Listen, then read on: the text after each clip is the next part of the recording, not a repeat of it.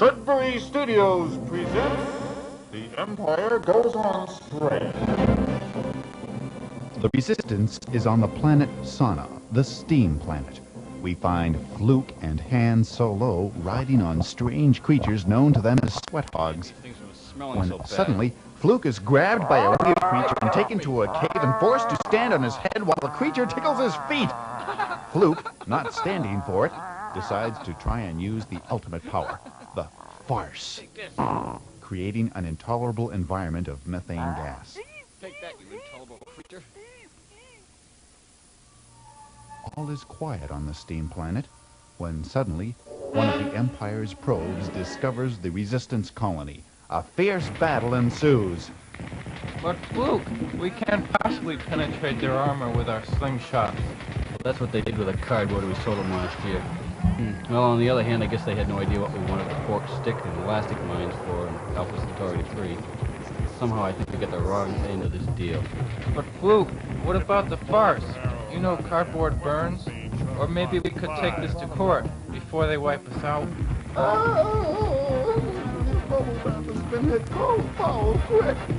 But nothing stopped. No, they hit the operator. I've run out of steam. I can't keep the coals going any longer. She's breaking up. Okay, we'll have to abandon the planet. The Resistance flees before the surging Imperial forces.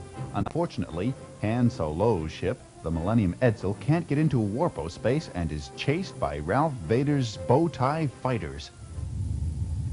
We're going into a steroid field. But Princess, that's not a steroid field, it's an asteroid field. Oh, sir, the odds of hitting an asteroid are 1 to 1. Unplug that crybaby robot, and as for you, Princess, you had better remember your lines better or you won't even get a bit part in Bombay. What do you mean, Louie, we're out of beers? Oh, no! There's no way we can survive! I can't go on any longer! It's useless! It's just useless! What is it, Hans? One of the asteroids knocked out the beer synthesizer. Now we're in big trouble.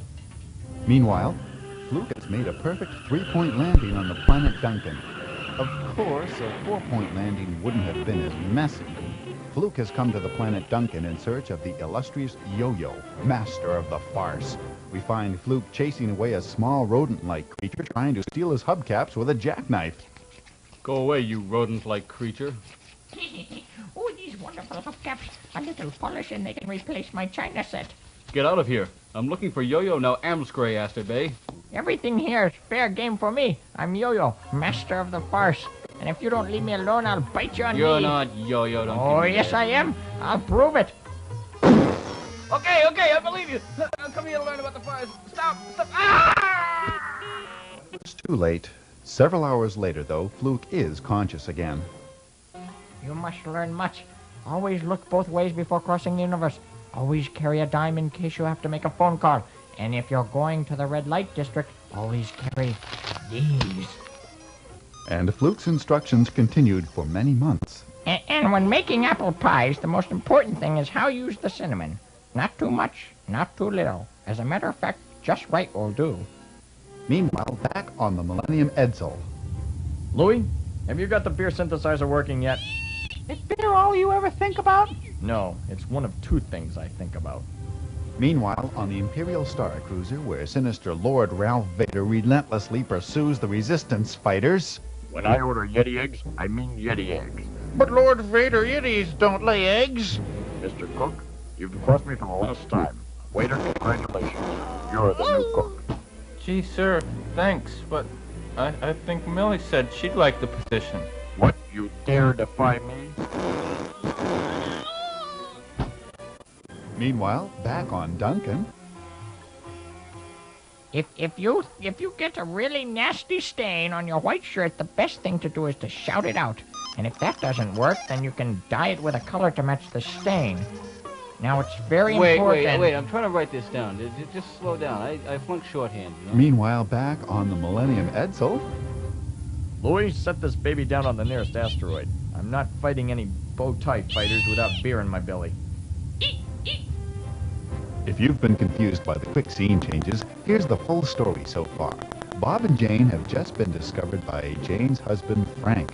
Frank has just come home from the police station because Mike, His son from his first marriage to Elise was just arrested for eating the neighbor's roses, but no one can find Edna. That's because she's being held prisoner by crazed squirrels. Now, back to the continuing saga of The Empire Goes on Strike. we watch Han Solo try to get his craft back in order. Okay, Louis. Stand by to release the magnetic interlock. Actuate the voice recognition circuit. Give me a laser dissector. Put a penny in the fuse box. Gee, I didn't know there was so much involved in a beer synthesizer. There isn't. We're just trying to open the door. But you don't need beer to fire the lasers or run the ship. Can't we just leave? Trying to fight without beer is like having sex without a fleshlight. Soon they get the door open, and after getting Louis's thumb out of the fuse box, they enter the beer synthesizer room. Oh, look at all the damage. We have to jerry-rig a whole new whatchamacallit. Don't look, Louis. It's not a pretty sight. Oh, Hans, I just love it when you take charge like this. You look just like a cute little garum from the planet Atoba. Save the sweet stuff until after I can turn these stupid jars of chemicals into mouth-watering ale. Meanwhile, back on the planet Duncan, Fluke continues with his lessons. Oh, no use, Yo-Yo. I can't do it. Remember, there are those who do, and there are those who do. Use the farce, Fluke. Oh, I'm never gonna get Use this the ship out of the farce. swamp. No, stand aside, Fluke. I will show you. Oh, great, Yo-Yo. Now, how do I get it down from the top of that tree? First we get the chainsaw, and then... Uh-oh! Run, Fluke! Every man for himself! Nice going, Yo-Yo. You almost got us killed. Oh, quit your complaining. We're live, aren't we? Well, I may be able to play the flute again. Hey, where's before I fork Oh, you? that tin before, can. Before, Oh, where shut are up you? and help me find my purse. But I gave it to him for safekeeping. What? Before. Before. Where are you? Before. Come here, boy. Where are you? Come on, Before. Hey, there you are. Oh, thank God. I think you'll be okay. Oh, we're having opening tin cans in no time. As long as there's no change missing. The lessons progressed rapidly until one day Fluke felt a tremble in the farce and mistook simple gas pains for visions of the future. What is troubling you, one who knows nothing? I had a vision. My friends, they're in trouble. How do you know this? I had a gut feeling, and don't tell me it's gas. But Fluke, it is gas. Who said that? I did. Oh, well, anyway, it's a trap, Fluke. Do not go. You have not yet learned enough to fight the smelly side. You may be tempted to succumb. They will use tricks you have no way of fighting. They tell dirty jokes. Please, stay until you've mastered the No, farce. Yo-Yo. I must go. But why? There's girls I can impress there. No, Fluke. And Fluke goes off to certain danger. Tune in next week for more of The Empire Goes on Strike. Now, here are scenes from next week's show. Hans goes to the planet where everybody has their heads in the clouds. Hey, baby. My baby say rules and rules. Hey, Hans, what are you doing here anyway? Hey, Blando, you old son of a laser. You've burned the roast for the last time.